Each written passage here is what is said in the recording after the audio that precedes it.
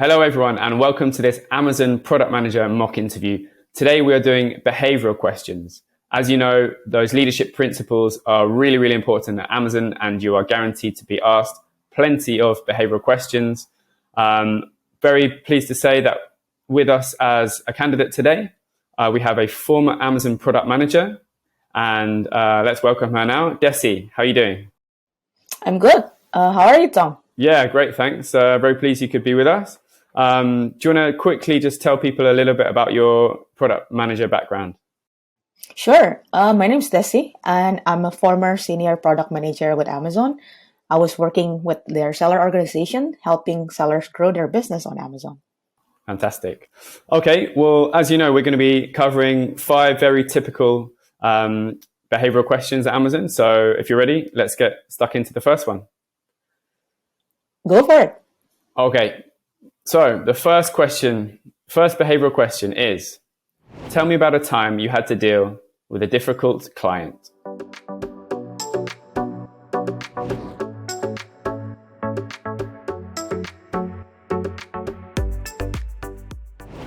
Thank you, Tom. So I was working as a PM lead in a financial service company. So we are working on a product where user can file and pay various taxes digitally. So one of the key stakeholders that we have to work with is the tax agency, who is notoriously super slow to communicate and had a history of changing policies last minute. So we were about to launch this new feature where we can provide a new tax rebate to our customers. The biggest challenge for this project is that because this program is new, this whole tax rebate policy is new. So our tax agency counterpart is also trying to figure out what policy they want to make. So, for example, when will the tax rebate disburse? Who's eligible for it? If there are any exceptions criteria to this rebate, etc. So the policy is kind of still up in the air and keep changing. So the situation is our leadership is super keen to enable this feature ASAP because no other competitors have this on the market. So if we are the first to go to the market with this feature, we'll get a lot of new customers because this is one of the flagship program from the tax agencies. So I was the lead PM for this project. So what I did to navigate this difficult client is 2 things. So one is with the clients, right? Because they have notoriously very difficult to communicate with and having to have changed their policy multiple times. So I create multiple channels where our company can communicate faster with them. Not only through formal channels like email, regular meetings, kind of leadership meetings with their director of tax, but also through informal channels like WhatsApp group, one-on-one communication with multiple client members, news notifications if any policy changes from a public sources. So by having this multiple sources of information, if something changes, I can right away ask someone in the client counterpart if that is true and if that's decision is being made or not. So that's the first thing first with the client. And second, not only communication with the clients are really important, but also internal communications, right? Because as a PM, I work with the engineers and leadership team. So what I did in this case is over communicate to anyone that I work with to expect changes with this project, given the policies of this new program keep changing. So I even created announcement group where I posted daily updates if there's any changes or if there's no news on this project, I still posted, hey, there's no update on this project. And I also give a heads up to our engineering team to build flexibility into the product requirement because again, because the policies itself keep changing. So when we don't build the flexibility into the requirement, it will be hard for the engineering team to change it later on. So by doing this, by doing that 2 things, as a result, our company become the fastest platform that enable this feature because we expect the uncertainties and flexible enough to change this requirement. So during the tax season, we're able to get more than 100,000 new users simply because we were the first in the market and we were the only platform that are ready to launch this feature. Lesson, I think like the biggest lesson learned that from this project is as a PM, you need to over communicate a lot, not only to the customer and the clients, but also other stakeholders that might be impacted. Don't assume that they will read your email. Follow up individually if you think they need to know like any important information regarding the project. Great. So that's kind of like how I handle like difficult customer. Yeah, that's a really good answer. Thanks, Desi. For all of Amazon's behavioral questions, we recommend using a framework, such as our SIPSIL framework that Desi used here. Desi was reasonably succinct in setting up the situation and problem, which allowed her to give a bit more detail on the specific product involved. When you talk about your solution, in a customer obsession question such as this, the interviewer really wants to see that you're capable of going above and beyond when necessary. Desi talks about her persistence and the many channels of communication that she set up with a client. And note that she mentions not only the formal channels, but also informal channels, which with difficult customers, sometimes you need to go through. When you're giving your impact, try and make it quantifiable, as Desi did here. And then finally, always finish with what you learned from the experience. Okay, so let's move on to question 2. Desi, tell me about a time you improved a process.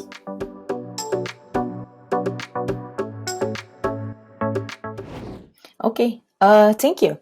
So I was working in an e-commerce company, and like the feature that we wanted to launch is we want to enable our sellers to accept cash on delivery. So what it means that instead of like paying the purchase like through credit cards or like online payments, they can like the shipping company can deliver the goods to the customer and then they can pay cash on the site itself. And to enable this product, there are a couple of like money flow that needs to happen. There's like 4 different like ways like how it might happen. First of all, the shipping company have to collect payments from the buyers, and then send it to us as a intermediary, and then like from us like we'll pass the order amount to the sellers. And then at the end of the month, the shipping company in return will give us commission because we bring the business to them. So like this whole process, this arrangement is pretty complicated because there are like 4 money flows going back and forth for every single transaction. From shipping company to us, from us to the merchants, and then from merchant to us, and then us to the shipping company. So it's like, you know, like it's like a lot of like back and forth, like every single transaction. You can imagine like how complex this was. So when I took over like this project, I noticed there's a lot of like inaccuracy during the invoicing, like at around like 5%, simply because there's a lot of like transaction that happens every single day.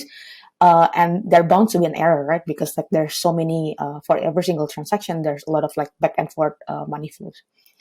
So what I did was to revisit the process like one by one, see like how many transactions are there, what is like the typical amount of the transactions, what is the commission that we're charging, and how can like we simplify and reduce the back and forth for the money flow. So after kind of like drawing the flow chart of the money flow, instead of like paying the whole amount, I noticed that I can reduce this 4 back and forth times to only like 2. And how I was able to do that? So instead of like paying the whole amount, shipping company can just pay the net amount minus the product cost. And from us, instead of like charging the whole amount every transaction, we'll just recap the seller fees at the end of the month and just deduct it from their balance at the end. So this way, instead of like having 4 money flows every single transactions, which can be like, you know, thousands of like transactions every day, we only have 2. And after implementing this solution, the result is we improve the accuracy in the invoicing from like around like 95% with like 5% error rate to like more than like 99.5%. So it improved the accuracy and it saves us around like 400,000 US dollars. And as well as I cut back the finance operation time from 5 hours per month to do like the invoicing reconciliations to less than an hour a month. Okay, fantastic. And could I ask you, do you have any lessons that you learned through this? Definitely. I think the lesson learned, if whenever I want to like launch like a new product, maybe it's like worthwhile to not take the process as it is, but kind of like review it a little bit like end to end. So as a product manager, you get the whole like big picture on like how everything works like end to end, not only from like your customer, but maybe like to other stakeholders as well. So down the road, when you are introducing like a new complexity, it is not as complex, because like at the end, like you're already kind of like reviewing the whole process, and you can simplify it like way earlier than like, better do it like earlier rather than later. Yeah, that makes sense. Great, Desi, that's a great answer. Thank you. Again, Desi used the SIPSEL framework to give a well-structured answer. She does really well quantifying the impact of her solution here with some impressive numbers. However, she could have talked more about the specific actions she took personally. Remember, you should be the hero in these answers. She also forgets the final step of the SIPSEL framework, lessons. Remember to include this step because it helps you show that you're somebody who learns and improves from every experience. Okay, question 3. Desi, tell me about a time you delivered a product or project with limited resources. Thank you, Tom. So this is actually like when I was working with Amazon. So I was working in a special Amazon program where sellers had to pay additional fees in exchange for more marketing placement and account management support. So the issue was that this program is not scalable because everything from signing up, seller selection, to the charging mechanism is done manually. So although this program has a high potential in terms of business-wise, the program is not prioritized for the engineering team because it had just begun, so the impact was very small. We need to prove its business impact first before it can actually be put into the roadmap. So we don't really have a lot of resources to scale it up. It is, however, it is clear that we need some sort of automation because when we launched it, the program had a lot of like demands from our sellers. But we just couldn't accommodate them because it was like pretty manual, and there's no way we could have like include them in our program. So what I did was, it's very clear for us that we need to scale up, but because there's not resources, I evaluated multiple options that enable us to scale up without with very minimum development resources. So I evaluate multiple options in terms of cost, incremental business impact, and time to launch, where we can get more sellers with minimum development. First options is like hire additional operational headcount. Second option is to outsource the development to a third party, and the third option is to use an external ready software that can help us like scale up at least in the for the time being. So based on the three criteria I mentioned earlier, so cost, incremental business impact, and like time to launch, we decided to go with the external software to help the program at least off the ground and prove its business value before it can be put into like the Amazon engineering team roadmap. The result for this is our number of seller grew 10 times in the first 6 months, because it is clear at the beginning that like this program had a lot of demand. However, we were not able to match the demand because of like operational issues. But like with this external software, at least we can minimize the additional manual work that needs to be done. So we were able to receive like more sellers in the first 6 months of our program. Not only that, the NPS score from the participants also increased, because now that we have like a software that they can use, it gives them more visibilities on their ROI. So they are like super happy, and they are like they indicated it in the NPS score. The lesson learned that I learned from this project is don't be afraid to try a new solution, even though maybe like there's no one in your company had tried before, because maybe it's like the only way to like launch your product and kind of like prove it to the leadership before they're willing to invest in it like going forward. Okay, great. Great answer, Desi. Thank you. With these questions, the interviewer wants to see some creativity. So try to find an example of where you've come up with an out-of-the-box solution to overcome limited resources, rather than a more obvious solution. Here, Desi outlined her situation in a way that was extremely simple and succinct, and this gave her more time for the rest of her answer. Again, she was very effective in quantifying the impact of her actions with a clear business outcome. She said that the numbers of sellers grew 10 times. And if you have impressive results like this in your locker, make sure to highlight them. Okay, let's move on to question 4. Tell me about a time you disagreed with your manager.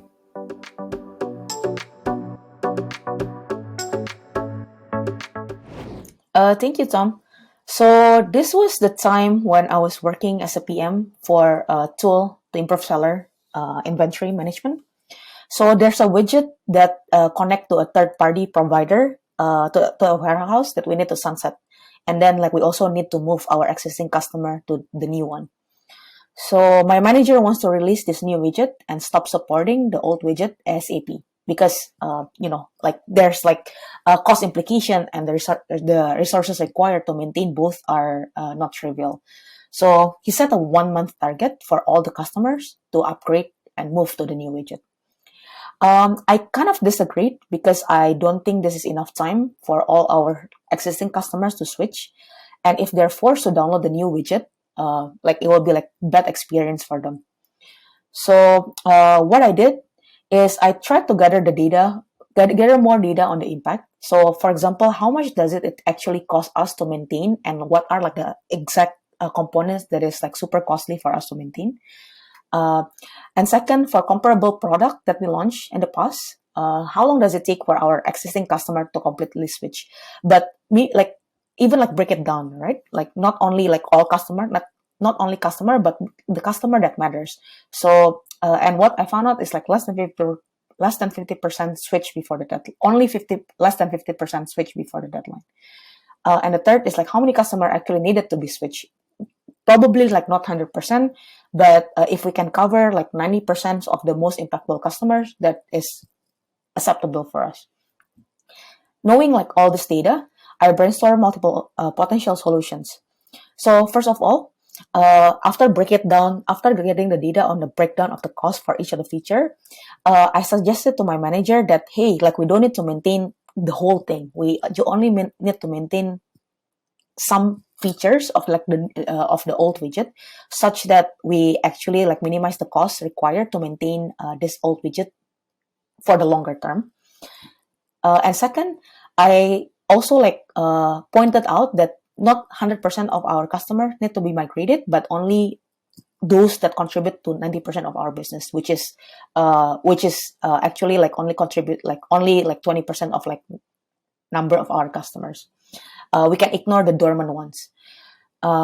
So at the end, we after doing that analysis, my manager agreed to extend the migration period of the old widget and give more time. So instead of 1 month, we end up doing the phase migration for 3 months, with the very minimum resources and minimum cost implications.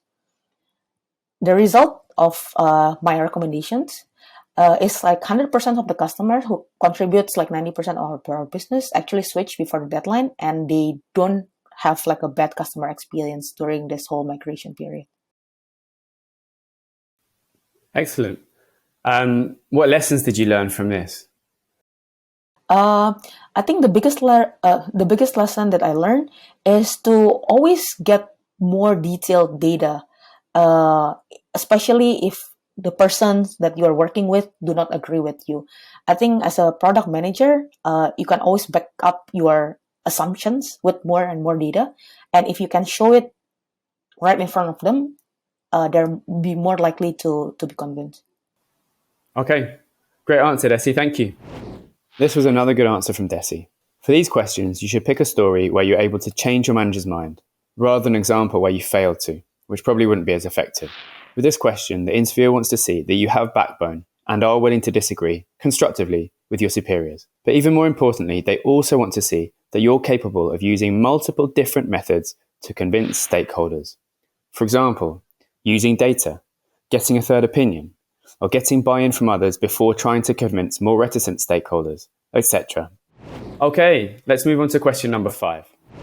Tell me about a time you came up with a simple solution to a complex problem.